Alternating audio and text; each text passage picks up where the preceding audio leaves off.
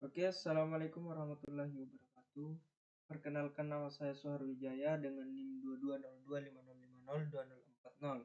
Saya dari Fakultas Ilmu Komputer, Prodi Teknik Informatika, kelas A. Jadi, teman-teman sekalian, sebelumnya kita mengucapkan puji syukur kepada Allah Subhanahu wa taala berkat karunia serta rahmat dan nikmatnya lah sehingga kita dapat beraktivitas seperti biasanya. Salawat serta salam tak lupa pula kita kirimkan kepada baginda Rasulullah Sallallahu Alaihi Wasallam, merupakan nabi yang diutus Allah ke muka bumi untuk menjadi penerang bagi seluruh alam. Nah, teman-teman sekalian, pada kesempatan ini saya akan membahas atau mempresentasikan satu materi tentang HTML atau yang disingkat dengan Hypertext Markup Language. Nah, mata kuliah ini diampu oleh Bapak Dedi Suwarna, Eskom Mkom.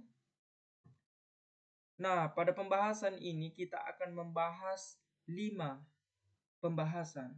Yang pertama, apa itu HTML, kemudian yang kedua, sejarah dari HTML, yang ketiga, versi HTML, keempat, kelebihan dan kekurangan HTML, serta yang kelima, cara kerja dari HTML itu sendiri. Jadi kita masuk kepada pembahasan yang pertama. Apa itu HTML? HTML seperti yang tertera tadi pada halaman pertama, itu singkatan dari Hypertext Markup Language. Nah, ini adalah sebuah bahasa yang menggunakan markup atau penanda untuk membuat halaman web. Jadi HTML ini adalah penanda untuk membuat halaman web itu sendiri. Nah, penanda atau markup ini nanti akan disebut dengan tag. Tag tersebut nantinya akan dibaca oleh browser. Nah, HTML disusun berdasarkan kode dan simbol tertentu yang dimasukkan dalam sebuah file atau dokumen yang nantinya diakses melalui aplikasi browser. Hypertext sendiri dimaksudkan sebagai metode yang digunakan untuk berpindah halaman web ke halaman lainnya. Jadi hypertext ini adalah sebagian metode yang digunakan untuk berpindah halaman dari halaman 1 ke halaman 2 atau halaman A ke halaman B dan seterusnya. Nah, kemudian kita masuk kepada sejarah HTML. HTML dimulai oleh tim Berners-Lee, yakni lembaga penelitian Curry yang berlokasi di Swiss. Versi pertamanya dirilis pada tahun 1991 dengan 18 tag. Kemudian terus dikembangkan menjadi beberapa versi. Setiap versi barunya akan selalu ada tag dan atribut yang ditambahkan. Jadi setiap versi baru itu dari HTML ini itu akan ada perubahan di dalamnya. Ada yang ditambahkan. Selalu ada atribut yang ditambahkan seperti itu. Kemudian versi HTML. Nah, yang pertama HTML 1.0 pada tahun 1993. Nah, memudahkan ilmuwan mengakses dokumen yang ada di berbagai komputer. Kemudian HTML 2.0 pada tahun 1995 mampu menampilkan data dan form yang dapat diedit secara langsung. Kemudian HTML 3.0 pada tahun 1994 menambahkan fitur untuk mendukung tampilan. Kemudian ada HTML 4.0 pada tahun 1998 sampai dengan 99 menambahkan perintah dasar HTML yaitu image, tabel, text, link, dan from.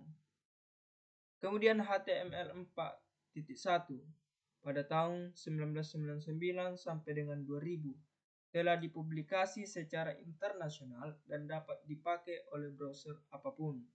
Kemudian ada HTML 5.0 pada tahun 2014. Versi terakhir sampai saat ini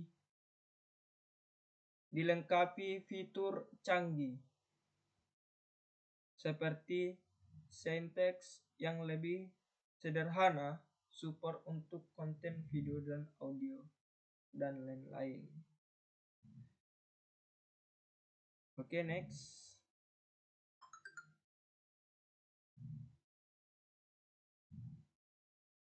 Kemudian kelebihan HTML. Nah, HTML digunakan secara luas dan memiliki banyak sumber serta komunitas yang besar. Kemudian yang kedua, mudah untuk dipelajari. Jadi HTML ini mudah dipelajari, teman-teman sekalian. Yang ketiga, bahasa pemrograman open source atau gratis. Jadi untuk belajar HTML ini, itu bahasa pemrogramannya itu gratis. Kemudian yang keempat, mudah dijalankan di semua web browser.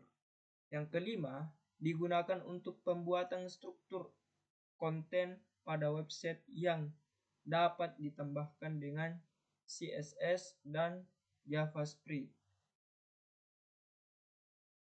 Kemudian kekurangan HTML. Nah, kekurangan dari HTML ini ada 3. Yang pertama, penggunaan HTML murni hanya dapat diimplementasikan untuk halaman web statis.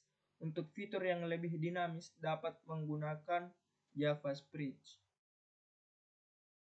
Kemudian yang kedua, tidak bisa melakukan proses logik seperti perhitungan dan lain sebagainya. Nah, yang ketiga, tidak sepenuhnya aman.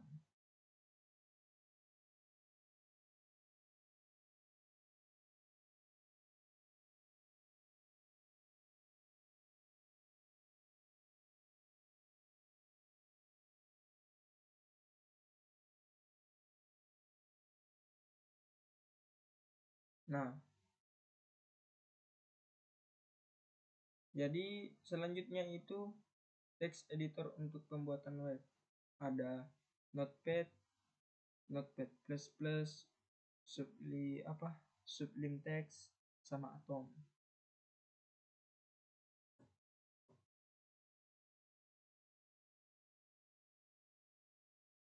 Kemudian struktur dasar HTML. Nah, teman-teman bisa dilihat di sini. Bisa simak videonya. Ini struktur dasar dari HTML itu sendiri. Nah, yang terakhir, jadi itu tadi yang terakhir, teman-teman. Struktur data HTML.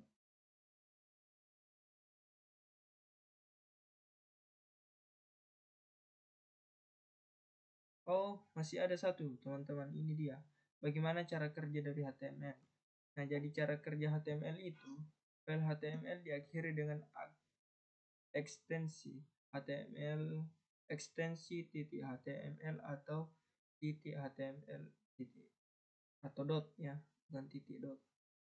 Nah, 2, ekstensi file ini disimpan dalam sebuah folder yang bisa diakses web browser apapun seperti Google Chrome, Safari, atau Mozilla Firefox. Nah, yang ketiga, web browser kemudian akan merender data yang berada dalam file HTML kemudian akan ditampilkan. Nah, ini tadi saya sudah jelaskan text editor untuk pembuatan web. Ada Notepad, Notepad++, Sublime Text, sama Atom. Ada 4. Sebenarnya ada 5, saya lupa satunya apa, teman-teman. Nah, ini struktur dasar HTML. Teman-teman bisa lihat, bisa dipahami. Jadi ini dia. Oke, mungkin cuma ini yang bisa saya sampaikan kepada teman-teman sesuai dengan mata kuliah yang saya dapatkan dari Bapak Dedi Suwarno Eskom. Saya sadar masih banyak kekurangan dari penjelasan saya, jadi saya memohon maaf yang sebesar-besarnya. Saya akhiri dengan ucapan wallahul muwaffiq ila aqwamit thoriq. Assalamualaikum warahmatullahi wabarakatuh. Terima kasih.